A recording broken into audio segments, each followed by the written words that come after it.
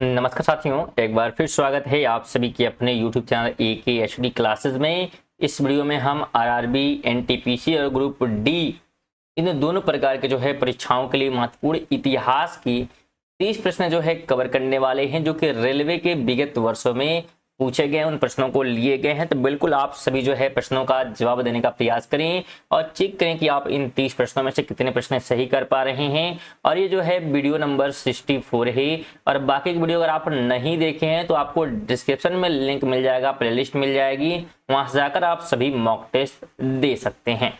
चलिए बात करते हैं पहले प्रश्न की। तो पहला प्रश्न कहता है कि पश्चिमोत्तर भारत के किस नदी घाटी क्षेत्र में पूरा पाषाण के साक्ष्य प्राप्त हुए हैं। तो बिल्कुल जवाब देने का प्रयास करें। सिंधु है, झेलम है, रावी है या सोहना है। तो अगर हम राइट की बात करते हैं तो बिल्कुल डी ऑप्शन जितने भी लोग दिए हैं राइट हो जाएगा कि सोहना में जो है हमको क्या है साक्ष्य मिल जाते हैं पूरा पाषाण के। किसके? तो बिल्कुल पूरा पाषाण के साक्ष्य कहाँ मिलते हैं? सोहना में डी ऑप्शन हो जाएगा। आगे हम बात करेंगे तो ज्ञानी मानव होमो सैपियंस का आविर्भाव इस धरती पर कब हुआ।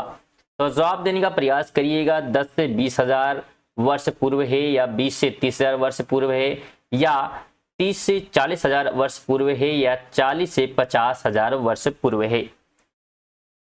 तो जितने भी लोग बिल्कुल सी राइट किए हैं यहाँ पे ध्यान रखें, बिल्कुल राइट हो जाएगा, यानी कि 30 से 40,000 वर्ष पूर्व। सी वाले यहाँ पे राइट हो जाएंगे। आगे बात करते हैं तो कृषि का प्राचीनतम साक्ष्य कहां से प्राप्त हुआ है। कोल्डिहमा ऑप्शन में है, मेहरगढ़ है, कालीबंगा है या देवपाड़ा है। तो बिल्कुल स्टूडेंट सभी प्रश्नों का जवाब देने का प्रयास करें और लास्ट में चेक करें कि आप जो है 30 प्रश्नों में से कितने प्रश्न जो है सही कर पाए हैं। तो इस क्वेश्चन का जितने भी लोग बिल्कुल बी जवाब दिए हैं राइट हो जाएगा, यानी कि मेहरगढ़ जो है प्राचीनतम जो है साक्ष्य यहाँ से मिल जाते हैं कृषि के। किसके साक्ष्य मिलते हैं? तो बिल्कुल कृषि के जो है साक्ष्य मिल जाते हैं, तो आप ध्यान रखेंगे। आगे बात करें तो मनुष्य ने सर्वप्रथम किस, यहाँ पे धातु होगा, क्या होगा? बिल्कुल धातु होगा, का प्रयोग प्रारंभ में किया। ठीक है, तो यहाँ पे धातु आपको ध्यान रखना है, किस धातु का जो है सर्वप्रथम उपयोग किया गया था उसका आपको जवाब देना है। चांदी है, तांबा है, लोहा है या स्वर्ण है। तो राइट ऑप्शन यहाँ पे बी वाले हो जाएंगे, यानी कि तांबा का जो है सर्वप्रथम प्रयोग किया गया था मनुष्य के द्वारा। 5 नंबर प्रश्न है कि भारत में पूरा पाषाण कालीन औजारों की खोज किसने की थी। तो ध्यान रखें इसकी खोज जो है रॉबर्ट ब्रूसफुट महोदय द्वारा की गई, यानी कि सी वाले यहाँ पे राइट हो जाएंगे। 6 नंबर प्रश्न है कि प्राचीनतम आहत सिक्के को साहित्य में क्या कहा जाता था।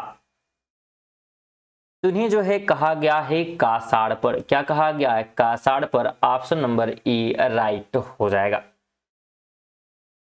7 की बात करें तो स्वतंत्रता प्राप्ति के बाद भारत के किस राज्य में हड़प्पा संस्कृति के सर्वाधिक स्थल खोजे गए हैं। ऑप्शन में हरियाणा दिया हुआ है, राजस्थान है, गुजरात है या महाराष्ट्र है। तो सबसे अधिक जो स्थल खोजे गए हैं गुजरात में खोजे गए हैं। कहां पर? तो गुजरात में। बिल्कुल सी यहाँ पे राइट हो जाएगा। अगला क्वेश्चन है कि सिंधु घाटी सभ्यता के किस स्थान पर वृहद स्नानागार के अवशेष मिले हैं। वृहद स्नानागार की बात करेंगे तो इसका जो अवशेष प्राप्त हमें हो जाते हैं कहां से होते हैं? तो बिल्कुल ये होते हैं मोहनजोदड़ो से। ऑप्शन नंबर डी राइट हो जाएगा, मोहनजोदड़ो। ठीक है, बिल्कुल। आगे बात करेंगे तो सिंधु घाटी सभ्यता काल में कौन सी लिपि सर्वाधिक प्रचलित थी। ऑप्शन में किलाच्छल लिपि दिया हुआ है, भावचित्रात्मक है, देवनागरी है या आरमाइक लिपि है। तो सर्वाधिक जो प्रचलित लिपि की बात करेंगे तो भावचित्रात्मक थी। क्या थी? भावचित्रात्मक, यानी कि बी राइट हो जाएगा। 3 नंबर प्रश्न है कि सिंधु घाटी सभ्यता के किस स्थान पर सर्वप्रथम चावल के साक्ष्य प्राप्त हुए हैं। तो चावल की अगर हम बात करें साक्ष्य की तो यह जो है प्राप्त हुए हैं लोथल से। सी ऑप्शन राइट हो जाएगा। 11 नंबर है कि मेसोपोटामिया के साक्ष्यों में हड़प्पा स्थलों के लिए किस शब्द का प्रयोग किया गया है? तो हड़प्पा के लिए जो है मेलुआ शब्द का प्रयोग किया गया है। सी ऑप्शन क्या हो जाएगा? तो बिल्कुल यहाँ पे ध्यान रखिए, राइट हो जाने वाला है। क्वेश्चन बात करें तो बिल्कुल अगर वीडियो आपको इन्फॉर्मेटिव लग रही है तो वीडियो को आप लाइक कर सकते हैं, साथ अपने दोस्तों के साथ शेयर कर दीजिएगा। एक शेयर की डिमांड हम करते हैं, ज़्यादा नहीं। और साथ में अगर रेगुलर जो है आप पढ़ना चाहते हैं तो चैनल को आप सब्सक्राइब भी कर सकते हैं। ये सभी चीज़ें बिल्कुल फ्री होती हैं। और पीडीएफ की बात करें तो अगर आप पीडीएफ प्राप्त करना चाहते हैं तो टेलीग्राम को ज्वाइन कर सकते हैं, जिसका जो लिंक है आपको डिस्क्रिप्शन में मिल जाएगी। वहाँ से बिल्कुल फ्री में आप क्या है ज्वाइन कर सकते हैं और फ्री में सभी पीडीएफ प्राप्त कर सकते हैं। चलिए आगे बात करें हम 12 नंबर प्रश्न की। तो हड़प्पा संस्कृति में आग में पकी हुई मिट्टी को क्या कहा जाता था? लेम्टा है, लेम लेप्टा, या टेराकोटा, या लेटेराइट, या रायोलाइट। तो राइट की अगर हम बात करते हैं तो इसे जो है टेराकोटा कहा जाता है। बी ऑप्शन राइट हो जाएगा। 13 की बात करें तो हड़प्पा कालीन किस स्थल पर पूर्णतः किलेबंदी का प्रमाण मिलता है? पूर्णतः जो है किलेबंदी की बात की जा रही है तो चनहुदरो है, लोथल है, धौलावीरा है, या कालीबंगा है। तो राइट ऑप्शन कालीबंगा हो जाएगा। क्या हो जाएगा? कालीबंगा, यानी कि डी ऑप्शन बिल्कुल। 14 की बात करेंगे तो सर्वप्रथम किस ग्रंथ में भारत का प्राचीन नाम भारतवर्ष का उल्लेख मिलता है? तो भारतवर्ष का जो उल्लेख मिलता है ये किसे मिलता है? अष्टाध्याय में मिल जाता है। सी ऑप्शन राइट हो जाएगा। 15 नंबर है कि किस पुराण में मौर्य वंश के संबंध में अधिक ऐतिहासिक जानकारी प्राप्त होती है? तो अधिक जो जानकारी प्राप्त होती है विष्णु पुराण में होती है। डी ऑप्शन हो जाएगा विष्णु पुराण। 16 नंबर है कि ऋग्वैदिक काल में अधिकारियों के समूह को क्या कहा जाता था? तो अधिकारियों के समूह की बात करेंगे तो उसे जो है रत्नीन कहा गया है। सी ऑप्शन राइट हो जाएगा, रत्नीन। 17 है कि राजा को सलाह देने वाली प्रमुख संस्था क्या कहलाती थी? जो राजा को सलाह देती थी तो उस संस्था को सभा एवं समिति कहते हैं। क्या कहते हैं? सभा एवं समिति। सी ऑप्शन राइट हो जाएगा। 18 नंबर है कि ऋग्वैदिक काल में पशु चारण योग्य भूमि को कहा जाता था? तो उर्वरा कहते थे, चारागाह, खिल्य, या स्रोता। तो इन्हें जो है खिल्य कहा गया है। क्या कहा गया है? खिल्य, यानी कि सी ऑप्शन राइट हो जाएगा। 19 है कि ऋग्वेद में किस मंडल में दशराध युद्ध का उल्लेख मिलता है? 7वें मंडल में, 8वें में, 9वें में, या 10वें में? तो ध्यान रखें इसका जो उल्लेख है 7वें मंडल में मिलता है। ऑप्शन नंबर ए राइट हो जाएगा। 20 नंबर है कि सत्यमेव जयते किस उपनिषद से लिया गया है? तो सत्यमेव जयते की बात करेंगे तो मुंडक उपनिषद से लिया गया है। डी ऑप्शन राइट हो जाएगा। उसी अगर आप करंट अफेयर पढ़ना चाहते हैं, बिल्कुल करंट अफेयर की बात यहाँ पे की जा रही है, तो आप उसे भी क्या है हमारे इसी चैनल पर डेली जो है सुबह 6 बजे क्या है पढ़ सकते हैं। करंट अफेयर की वीडियो आती है जिसमें 15 MCQ जो है करंट अफेयर कवर कराए जाते हैं, जो कि ऑल एग्जाम यानी कि सभी जो है गवर्नमेंट एग्जाम के लिए महत्वपूर्ण होते हैं। तो बिल्कुल इसलिए चैनल को आप सब्सक्राइब कर लीजिए, इससे कि नोटिफिकेशन आपको टाइमली मिलती रहेगी।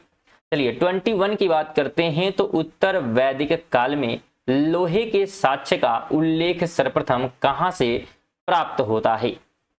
तो लोहे की अगर हम साक्ष्य की बात करेंगे तो सर्वप्रथम जो है अंतरजी खेड़ा से प्राप्त होता है। कहां से? अंतरजी खेड़ा।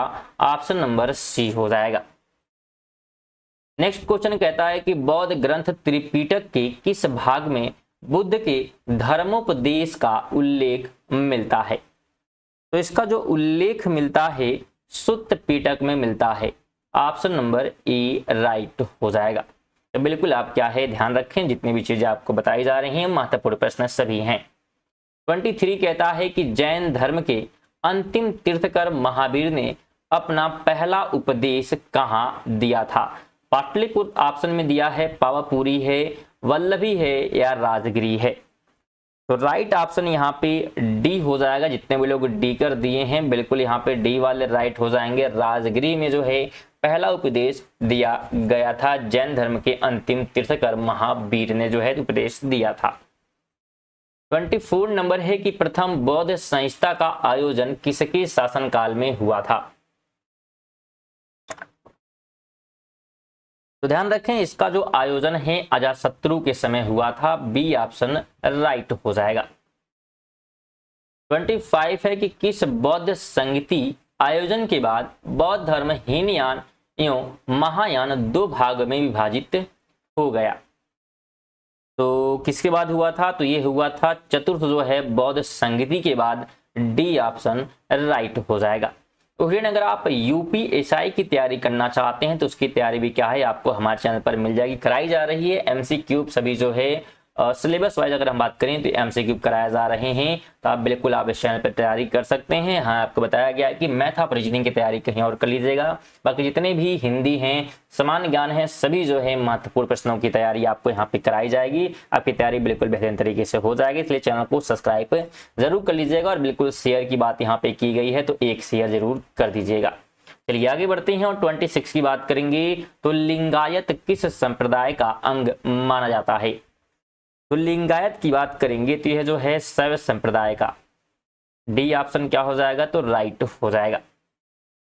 अगला क्वेश्चन कहता है कि धर्मनिरपेक्ष साहित्य राजतरंगिणी की रचना किसने की थी? ऑप्शन में कौटिल्य है, कल्हड़ और शूद्रक हैं। तो राइट ऑप्शन यहाँ पे क्या हो जाएगा? बिल्कुल कल्हड़ यहाँ पे क्या है? राइट हो जाएगा। सी आपको ध्यान रखना है। आगे बात करते हैं तो पुराणों में मगध साम्राज्य के किस शासक को सर्वक्षत्रात्मक क्षत्रियों का नाश करने वाला जो है कहा गया है? तो यह जो है कहा गया है किसके बारे में? तो महापद्मनंद के बारे में। ऑप्शन नंबर सी राइट हो जाएगा। 29 है कि सीरियाई राजदूत डाइमेकस किसके शासनकाल में भारत आया था? तो यह जो है भारत आया था बिंदुसार के शासनकाल में। बी ऑप्शन राइट हो जाएगा। 13 की बात करें तो यहाँ पे सिकंदर होगा। क्या होगा? बिल्कुल सिकंदर। सिकंदर के आक्रमण के समय मगध साम्राज्य का शासक कौन था? तो इस समय शासक की बात करेंगे तो धनानंद हुआ करता था। बिल्कुल बी ऑप्शन राइट हो जाएगा। तो ये थे हमारे 30 प्रश्न। आप इन 30 प्रश्नों में से कितने प्रश्न जो है सही कर पाए हैं कमेंट बॉक्स में जरूर बताइएगा। साथ में अगर कोई आपकी एडवाइस है तो बिल्कुल कमेंट करिएगा। और इसके बाद से ये हिस्ट्री का मॉक टेस्ट हो गया, इसके बाद हो सकता है ज्योग्राफी का मॉक टेस्ट हम लेकर आए। और आप जिसका भी चाहते होंगे बिल्कुल कमेंट करिएगा, उस पर भी क्या है आपको टॉपिक वाइज चीज़ भी मिल जाएगी। तो बिल्कुल कमेंट करिएगा और वीडियो को जाते जाते लाइक कर दीजिएगा। और बिल्कुल एक शेयर की डिमांड की गई थी तो एक शेयर जरूर कर दीजिएगा और सब्सक्राइब कर लीजिएगा। अगर आप पढ़ना चाहते हैं रेगुलर तो सब्सक्राइब करके बेल आइकन को बिल्कुल ऑल पर जो है सेट कर दीजिएगा, जिससे कि नोटिफिकेशन आपको मिलती रहेगी। और पीडीएफ के लिए क्या बताया गया है तो टेलीग्राम को ज्वाइन कर सकते हैं, लिंक आपको डिस्क्रिप्शन में मिल जाएंगे। चलिए मिलते हैं इसी के साथ अगले वीडियो में, तब तक के लिए जय हिंद, वंदे मातरम।